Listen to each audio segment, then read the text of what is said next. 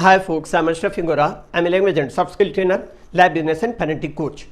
आज हम emotional intelligence part 3 के बारे में कुछ वैल्यूएबल इंसाइट देना चाहेंगे आपको। एक दिन में किसी भी व्यक्ति के दिमाग में लगभग 40,000 से 70,000 थॉट्स आते हैं। इनमें से लगभग 80,000 थॉट्स रिपीटेड होते हैं और बेकार होते हैं। जैसे आपके थॉट्स होंगे उसी के हिसाब से आपकी फीलिंग्स और इमोशंस होंगी और उसी के अनुसार आपका एटीट्यूड होगा।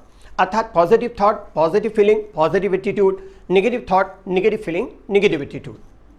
जैसे आपका एटीट्यूड होगा वैसे ही आप एक्शन लेंगे। एक्शन लेते रहने से हैबिट बन जाती है और यह हैबिट आपकी पर्सनालिटी बनाती है और आपकी पर्सनालिटी आपकी डेस्टिनी अर्थात भाग्य का निर्धारण करती है। याद रखें, जैसा इनपुट होगा वैसा ही आउटपुट होगा। इसलिए अपने इमोशंस, अपने इनपुट के बारे में सजग रहें। कोई भी निगेटिव न्यूज़ जैसे डेथ है, वायलेंस है, एक्सीडेंट्स है, पॉलिटिकल न्यूज़ है, वार है, कम्युनल राइट्स है, मॉब लिंचिंग है, चोरी है, डकैती है, आगजनी है या चाकूबाजी है, दंगा वगैरह के बारे में ना न्यूज़पेपर में पढ़ें न टीवी में कभी भी देखें। साथ ही टीवी में कोई भी ऐसा प्रोग्राम जिनमें हिंसा, दंगा, षड्यंत्र, महिलाओं के पसंद के पारिवारिक रोने धोने वाले सीरियल्स, हॉरर, एक्शन, सस्पेंस वगैरह के प्रोग्राम को स्ट्रिक्टली अवॉइड करें। इनकी वजह से निगेटिव हार्मोन्स जैसे एड्रेनलिन और कॉर्टिसोल हार्मोन रिलीज होते हैं। इनकी वजह से निगेटिव वाइब्रेशंस स्प्रेड होती है। उसी तरह से मोबाइल में पबजी है या कोई भी फास्ट एंड एक्शन से रिलेटेड गेम्स कभी ना देखें। इस तरह के कार्यक्रम देखते रहने से हिंसक प्रवृत्ति और आक्रामकता बढ़ती है। इसलिए पॉजिटिव सोचें, पॉजिटिव काम करें, इंस्पायरिंग एंड मोटिवेशनल बुक्स पढ़ें, मोटिवेशनल सॉन्ग सुनें। इनसे पॉजिटिव न्यूरोट्रांसमीटर्स रिलीज होते हैं जो कि एक फील गुड हार्मोन होते हैं। बगीचे में घूमें, खूबसूरत फूलों को देखें, उनकी खुशबू को सूंघें, छोटे बच्चों के साथ खेलें। इन्फेंट्स जैसे 2-4 महीने के छोटे मासूम बच्चों को गोद में लें, उन्हें खिलाएं, उनके साथ बात करें। उससे अच्छा दुनिया में कोई भी स्ट्रेस बस्टर होता ही नहीं। इसके अलावा पालतू जानवरों के साथ भी खेल सकते हैं। जब आप टीवी देखें तो टीवी में कोई कॉमेडी है, सिंगिंग है, डांसिंग के प्रोग्राम्स देखें। इनसे आपके अंदर में पॉजिटिव एनर्जी रिलीज होती है। मेडिटेट करें, ड्राइंग करें, पेंटिंग करें, कोई म्यूजिकल इंस्ट्रूमेंट बजाएं, गाना गाएं, गाना सुने। अब देखिएगा verbal, paraverbal and non verbal communication आपके इमोशनल इंटेलिजेंस के लिए कितनी मददगार साबित होगी। अच्छा कम्युनिकेटर बनने के लिए वर्बल, पैरावर्बल और नॉन वर्बल कम्युनिकेशन स्किल में महारत हासिल करना जरूरी है। वर्बल लैंग्वेज का अर्थ होता है शब्द और भाषा में प्रयोग किया गया कम्युनिकेशन, चाहे वो स्पीकिंग हो या राइटिंग हो। इसका प्रभाव 7% मतलब 7% होता है। पैरावर्बल लैंग्वेज अर्थात हाउ वी से, व्हाट वी से, अर्थात हम जो कहते हैं उसे कैसे कहते हैं। इसमें टोन आता है, पिच है, वॉल्यूम है, एम्फेसिस है और आपकी स्पीड है, ये शामिल होते हैं। इनका प्रभाव 38% होता है। और आपकी नॉन वर्बल लैंग्वेज अर्थात बॉडी लैंग्वेज अर्थात शारीरिक भाषा का प्रभाव जो होता है वो 55% होता है। इनमें पोस्चर आते हैं, जेस्चर आते हैं, आई कॉन्टैक्ट आते हैं। अर्थात बिना शब्द बोले शरीर के हाव भाव और चेहरे के एक्सप्रेशन और आंखों के द्वारा मैसेज या सिग्नल को भेजना। और जैसे मैंने कहा इसका प्रभाव होता है 55%। चुनौतियों का सामना करने के लिए ह्यूमर का सहारा लीजिए। जिंदगी की चुनौतियों का सामना करने के लिए हंसी मजाक, मजाकिया स्वभाव और नेचुरल, जो कि एक नेचुरल एंटीडोट्स अर्थात तनाव मुक्त करने वाली दवा या इलाज का काम करता है। दिल खोल कर हंसना तनाव को कम करता है, मूड को बेहतर करता है और हमारे नर्वस सिस्टम को बैलेंस करता है। खुश मिजाज स्वभाव आपके इमोशनल इंटेलिजेंस को बढ़ाता है और फ्रस्ट्रेशन, निराशा, डिसअपॉइंटमेंट, मायूसी, हार्डशिप, कठिनाइयाँ, सेटबैक, नाकामी आदि से उबरने में सक्षम बनाता है। मतभेद की स्थिति में मजाकिया लहजे में कही गई बात कड़वाहट को कम करती है। हंसी मजाक के माहौल में बातचीत करने से व्यक्ति रिलैक्स और एनर्जाइज महसूस करता है और उसे थकान का अनुभव भी नहीं होता। जोक सुनाना, हंसी मजाक भरे माहौल में व्यक्ति खुद को तनाव मुक्त महसूस करता है।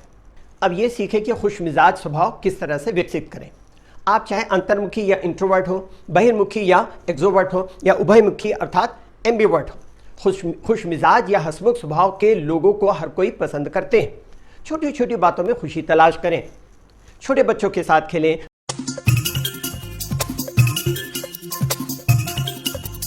छोटा बच्चा जान के ना कोई आंख दिखाना रे, कल का कच्चा समझ के हमको ना समझाना रे,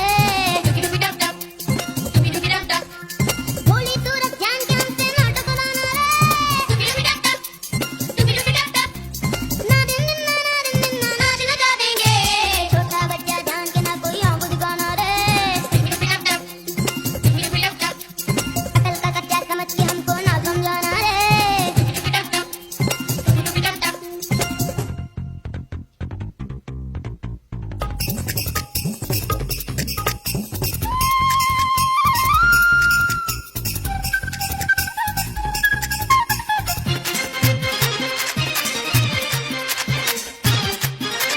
पालतू जानवरों के साथ खेलें, अलग अलग तरह के टेम्परामेंट के लोगों से मिलें, उनके साथ बातचीत करें, जोक सुनाएं, हंसी मजाक करें और मन को हल्का करें। सकारात्मक रूप से किसी कलह या मत भिन्नता को कैसे सुलझाएं, ये देखिएगा। रिश्तों में कॉन्फ्लिक्ट अर्थात कलह या मत भिन्नता जिसको कहते हैं, और डिसएग्रीमेंट अर्थात असहमति तो होती ही है। कोई भी दो लोगों की ज़रूरतें, नज़रिया, विचार, उम्मीदें हर समय एक सी नहीं होती, और ये ज़रूरी भी नहीं कि गलत हों। इन मतभेदों को हेल्दी अर्थात सुदृढ़ और कंस्ट्रक्टिव अर्थात रचनात्मक तरीके से सुलझाने से लोगों के बीच में विश्वास मजबूत होता है। अपने स्ट्रेस को जल्दी मैनेज करने की क्षमता विकसित करने, इमोशनल अवेयरनेस अर्थात भावनात्मक सजगता, वर्बल, पैरावर्बल और नॉन वर्बल कम्युनिकेशन को समझने में सक्षम होने और सेंस ऑफ ह्यूमर अर्थात मजाकिया स्वभाव के द्वारा आप किसी भी इमोशनली चार्ज सिचुएशन अर्थात भावनात्मक रूप से आवेशित और आक्रामक स्थिति को काबू से बाहर होने से पहले कंट्रोल कर सकते हैं। अब देखें कॉन्फ्लिक्ट को रिजॉल्व करने के लिए और ट्रस्ट बिल्डिंग करने के लिए क्या करें। कॉन्फ्लिक्ट किस तरह से मैनेज करें, पहला देखें, लोगों द्वारा दिए गए पुराने जख्म और तकलीफ़ों के बारे में सोचते न रहें। प्रेजेंट में जीना सीखें, नज़रअंदाज करना सीखें। दूसरा देखें, किसी के साथ आर्गुमेंट होने पर लॉजिकल आर्गुमेंट करें ताकि तर्क संगत रूप से आप उसे समझा पाएं। चॉप लॉजिक अर्थात हुज्जत ना करें और ऐसे हुज्जत करने वालों से बहस करके अपना समय और एनर्जी भी बर्बाद ना करें। और तीसरा जो है वो कुछ लोगों के लिए बहुत मुश्किल होता है, वह है माफ़ करें। जब कोई आपको बुरा भला कहता है, आपके साथ बदसलूकी करता है और किसी भी तरह से आपका दिल दुखाता है तो आपको बहुत बुरा लगता है। आप उसे नाराज़ रहते हैं, उसे बात करना नहीं चाहते। आपके दिल में उसे सज़ा देने या उसे बदले लेने की भावना भी पैदा हो सकती है। अगर सामने वाले व्यक्ति को अपनी गलती का एहसास हो जाए वह ऐसी गलती आइंदा कभी ना करने का वादा करें और अपने आपसे सच्चे दिल से माफ़ी मांगे तो उसे माफ़ कर दें। हालांकि उसने जो किया है उसकी भरपाई तो नहीं हो सकती, लेकिन उसे माफ़ कर देना चाहिए। लेकिन अगर सामने वाला व्यक्ति, ये भी समझ ले, अगर सामने वाला व्यक्ति अपने स्वार्थ पूर्ति के लिए किसी मजबूरी में या अपने मतलब के लिए आपसे माफ़ी मांगता है और वह माफ़ी पाने का कतई हकदार नहीं है क्योंकि वह भरोसेमंद नहीं है, उसका मतलब निकलने के बाद फिर वही हरकत वो दोहराएगा, तो ऐसे लोगों को सज़ा देने या उसके प्रति बदले की भावना रखने के बजाय नज़रअंदाज करें। चौथा देखें, जिस कॉन्फ्लिक्ट का हल न निकल सके उससे खुद को दूर रखें। इंग्लिश के लिए आप मेरे channel English breakfast with Ashraf and soft skill के लिए Ashraf the mover and shaker को लाइक, शेयर एंड सब्सक्राइब करें। कमेंट सेक्शन में कमेंट करें, बेल आइकॉन प्रेस करें और मेरी बुक ज़रूर पढ़ें। Thanks for watching.